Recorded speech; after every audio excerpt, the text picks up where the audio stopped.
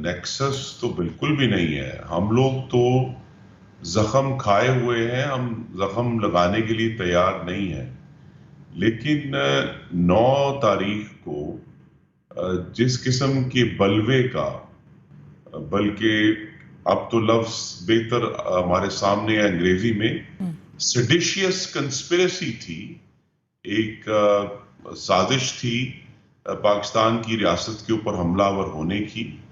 तो वो जो लोग उस पे शामिल हैं, जिन्होंने इसको इंस्टिगेट किया है, इसकी प्लानिंग की है, उनके ऊपर तो कानून का इतलाक होगा। और वो सब लोग जो एविडेंस की बुनियाद पर उनका कोई रोल नहीं है, उन्हें आप देखेंगे कि आइंदा आने वाले 7 से 10 दिन में वो सब लोग रिहा हो जाएंगे। लेकिन जिन लोगों ने एक सोचे समझे मंसूबे के तहत बैक वक्त दिफाई तनसीबात पर, पाकिस्तान के ब्रॉडकास्ट इंफ्रास्ट्रक्चर पर, पाकिस्तान के कम्युनिकेशन इंफ्रास्ट्रक्चर पर, स्कूल्स पर, एम्बुलेंसेस पर, पाकिस्तान के जो एटमी प्रोग्राम है उसकी एक यादगार को और हमारे शोहदा की यादगारों के ऊपर हमलावर हुए हैं, उनके ऊपर कानून का इतलाक होगा। और ये इतलाक जो है, ये कोई नेक्सस नहीं है। जो बात जिसका हमने सामना किया कि हमें बगैर किसी सबूत के और शवाहिद के 22 महीने जेलों में रखा गया, टॉर्चर किया गया, ये काम हम नहीं कर रहे। लेकिन साहब, आपने जिस तरह से कत्ल कलामी की माफी लेकिन किया, उसको उन्हें बहरहाल जिम्मेदारी उठाना पड़ेगी। ठीक है, आपने कहा कि आप लोग तो जख्म खाए हुए हैं, आप ये तमाम इस प्रोसेस से गुजर चुके हैं जहां पर आपकी पार्टी लीडर को जो है एलिमिनेशन को, सियासत से उनको हटाने के फैसले आप लोग ने भुगते हुए हैं, आपके पार्टी को जिस तरह से तोड़ा गया, आपने कहा जख्म आप लोग खाए हुए हैं। लेकिन सोली इस वक्त जो अपोजिशन पार्टी के साथ हो रहा है, पाकिस्तान तहरीक इंसाफ के खिलाफ जो केसेस हो रहे हैं, यानी कि वो सोली हुकूमत का डिसीजन है? जी नहीं, ये तो हुकूमत का डिसीजन ये है, और इसमें भी हमने एक जख्म खाया हुआ है। और वो है 2014 में जब इमरान खान इस्लामाबाद में धरने के लिए आए थे अपने जत्थों के साथ, तब भी जत्थों ने पार्लियामान का जंगला गिराया था। तब भी इन्हीं इमरानी जत्थों ने सैकड़ों इस्लामाबाद पुलिस के एहलकारों की हड्डियां तोड़ी थी, उन्हें जख्मी किया था। और यही इमरानी जत्था जो है, इसने पाकिस्तान टेलीविजन के हेडक्वार्टर बिल्डिंग पर डंडों के जरिए कब्जा किया था, करोड़ों की जो इक्विपमेंट था उसको तोड़ा था। उस वक्त जो जख्म हमें लगा वो ये था कि उस वक्त कानून का इतलाक नहीं हुआ। उस वक्त ये ख्याल था शायद कि ये कोई सियासी एहतजाज का एक मुतशद्दिद चेहरा है, इसकी कोई ना कोई यहां बर्दाश्त कर लेनी चाहिए। तो अगर हमने चूंकि उसको बर्दाश्त किया और उन लोगों की प्रोसिक्यूशन नहीं हुई, उसी तरह 2016 में अक्टूबर में यही इमरानी जत्था जो था, ये बाकायदा मुसल्ला होकर खैबर पख्तूनख्वा से इस्लामाबाद पर हमलावर हुआ था, जिसे हमने अटक पुल पे रोका था। उस वक्त भी इन लोगों को प्रोसिक्यूट नहीं किया गया। उसका नतीजा ये है कि 9 मई को इन्होंने इस किस्म का बलवा किया है, सेडिशियस कंस्पिरेसी की है। वो जो जख्म लगे हुए हैं 2014 के धरने के और 2016 के हमले के, 25 मई 2022 को जो इस्लामाबाद में इन्होंने आग लगाई, दरख्तों को आग लगाई, मेट्रो स्टेशंस को आग लगाई, उसके ऊपर उनकी प्रोसिक्यूशन नहीं हुई। They got away with it. लेकिन इस दफा ये फैसला है कि अब चूंकि उन्होंने बहुत सारे हदें जो हैं वो इस दफा अबूर की हैं, तो लिहाजा उनके ऊपर कानून का इतलाक हो रहा है, किसी सियासी जमात के खिलाफ तो कोई एक्शन नहीं हुआ। सर, अगर कानून का इतलाक हो रहा है तो जो लीडर्स अरेस्ट हुए थे, सबसे पहले तो फिर ये बता दीजिए कि उनको अरेस्ट क्यों किया गया था? जो लाहौर में कोर कमांडर जो हाउस था उसमें हमले में मुलविस भी नहीं थे, उनको अब छोड़ कैसे दिया गया? एक प्रेस कॉन्फ्रेंस में अपनी एलिजेंस के हवाले से वो ऐलान कर दें, पीटीआई से अगर उन्होंने लाताल्लुकी का ऐलान कर दिया तो उनको छोड़ दिया गया, तो उसमें कानूनी तकाजे पूरे किए गए? कानूनी तकाजा ये था कि जब भी इस किस्म के वाकयात होते हैं जिसमें इस तरह के जो मुतशद्दिद जत्थे हैं, उस वक्त बहुत सारे लोग अरेस्ट होते हैं।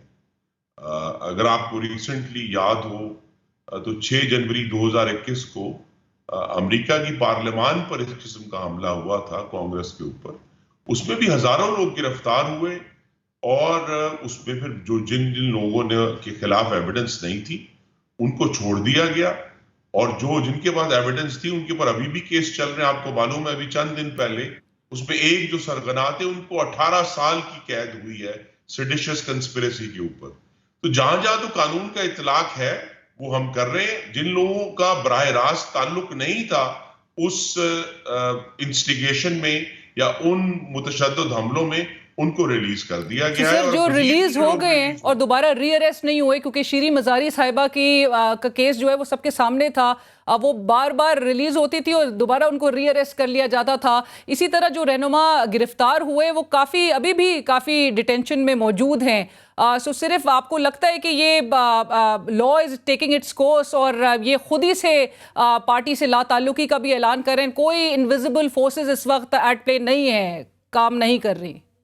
دیکھیے یہ سب خواتین و حضرات وہ ہیں جن سے اس بات کی تسلی کر لینا ضروری ہے کہ یہ ان حملوں کی جو منصوبہ بندی تھی اور ان کی انسائٹمنٹ میں ملوث نہیں تھے، کیونکہ ایک تو وہ گروپ ہے جو سب لوگوں نے اپنے ٹیلی ویژن کی سکرینوں پہ دیکھا ہے، اس کے علاوہ بھی بہت ساری ویڈیوز ہمارے سامنے آئی ہیں، تو ان کو تو آئیڈینٹیفائی کرنا بے حد آسان ہے۔